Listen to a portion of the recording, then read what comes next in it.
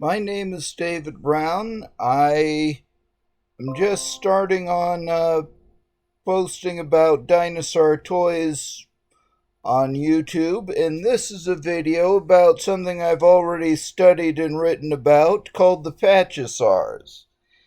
Now, the backstory here, uh, around the very early 1970s, probably not much earlier, someone started making bags of toys that they were calling dinosaurs or prehistoric creatures, but really just looked like fantasy or movie dinosaurs.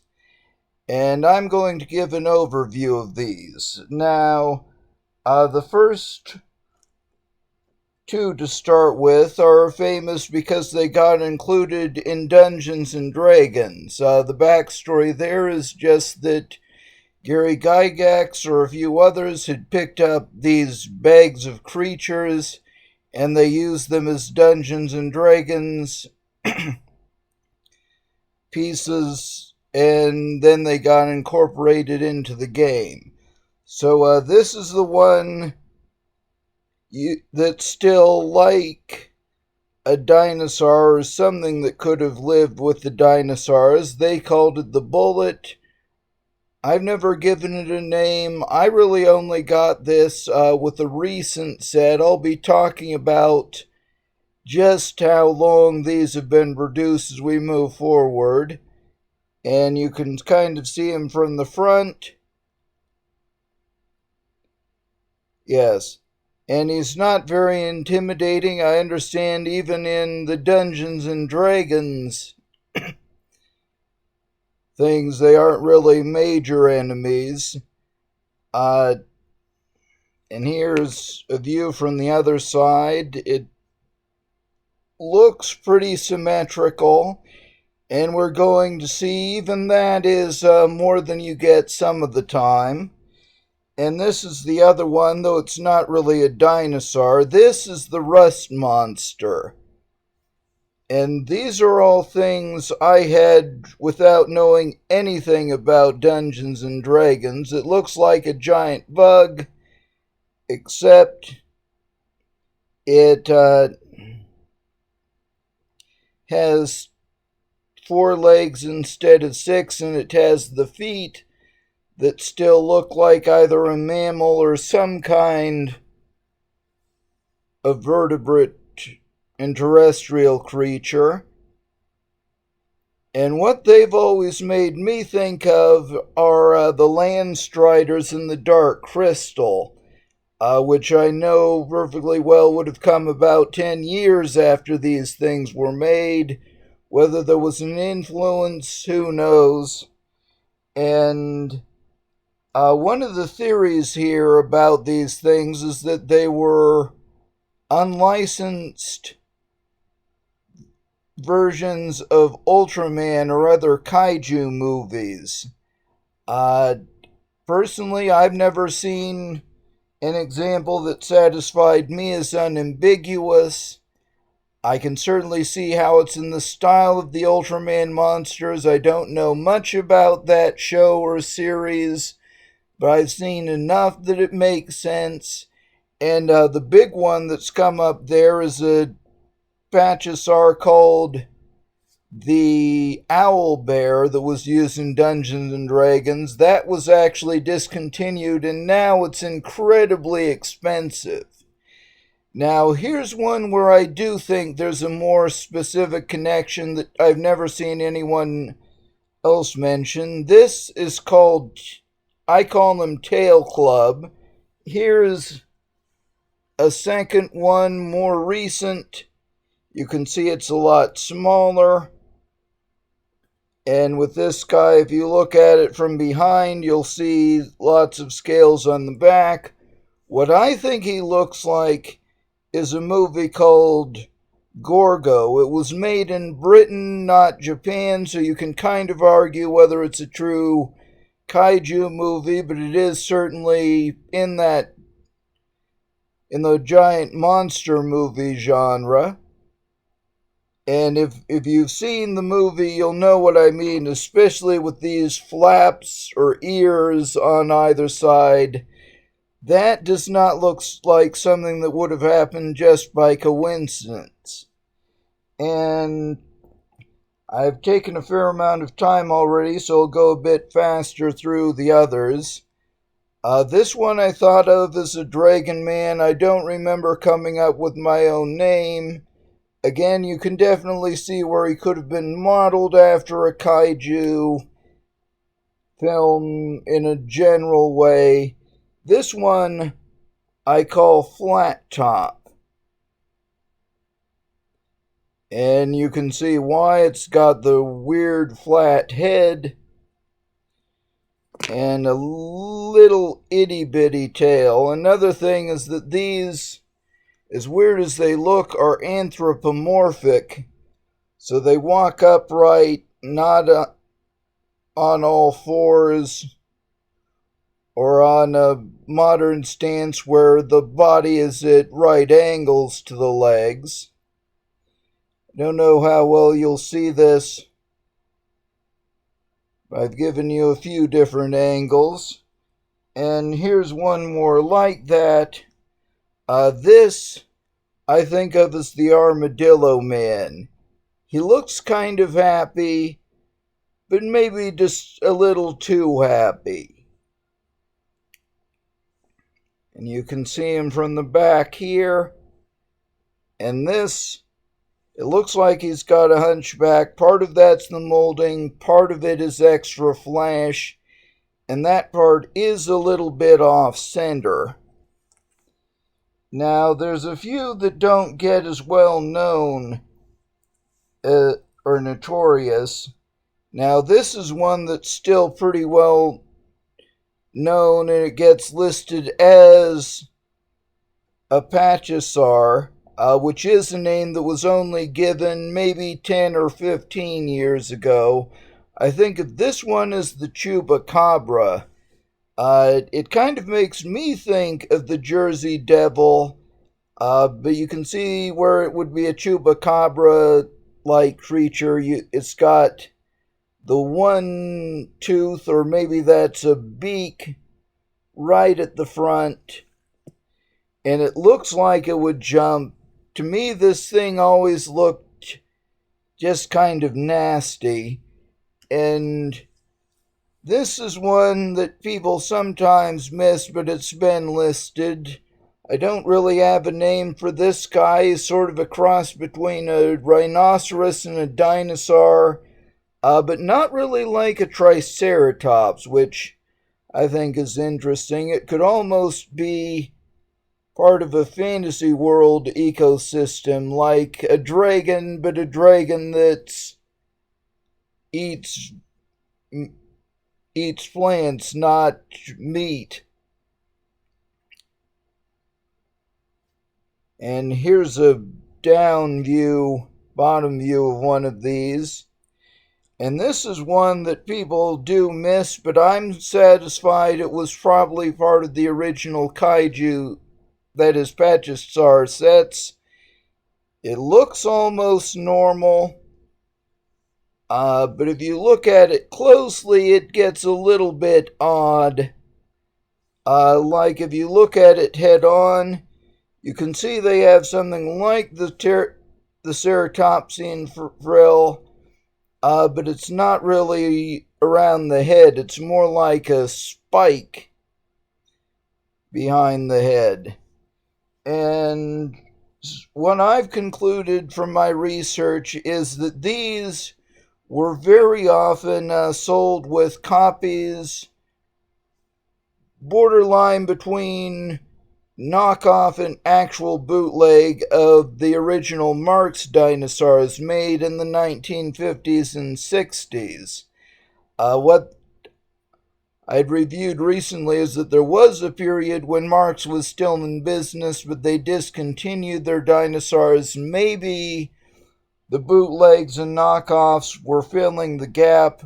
The most frequently included Marx dinosaur in terms of what you'll see if you take a close look at pictures of unopened bags is a Markosaurus.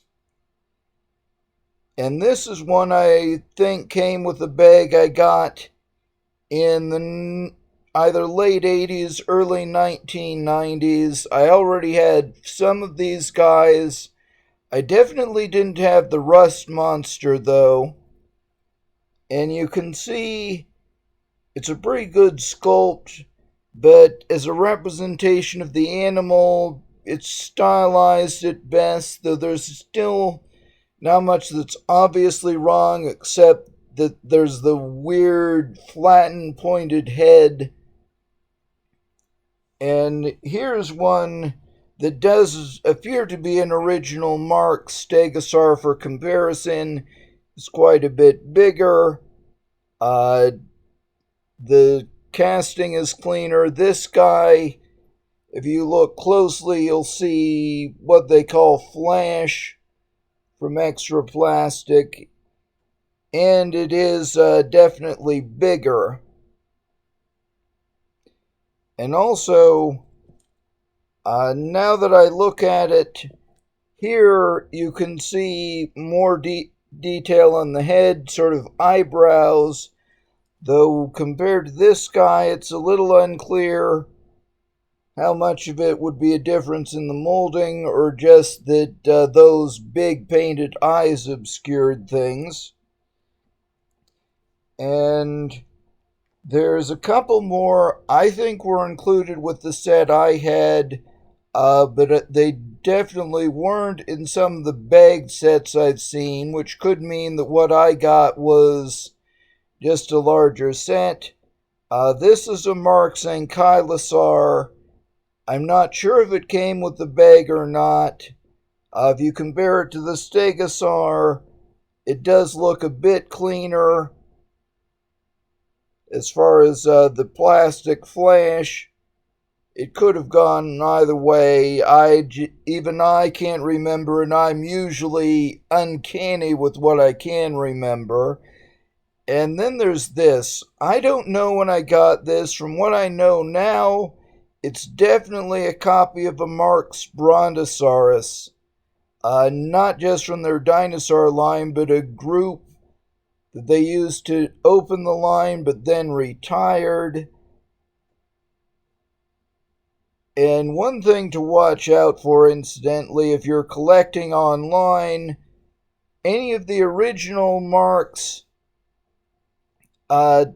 Brontosaurus would be gray, brown, or green, mostly gray or green, and they would definitely not be painted. This guy is painted. Many other online listings I've seen are painted, so it's a knockoff or bootleg depending on how you look at it. And if someone's trying to sell or even price this as a Mark's original, either they don't know what they're talking about or they aren't being above board, or of course it could be some combination of both. Now, there are some things that get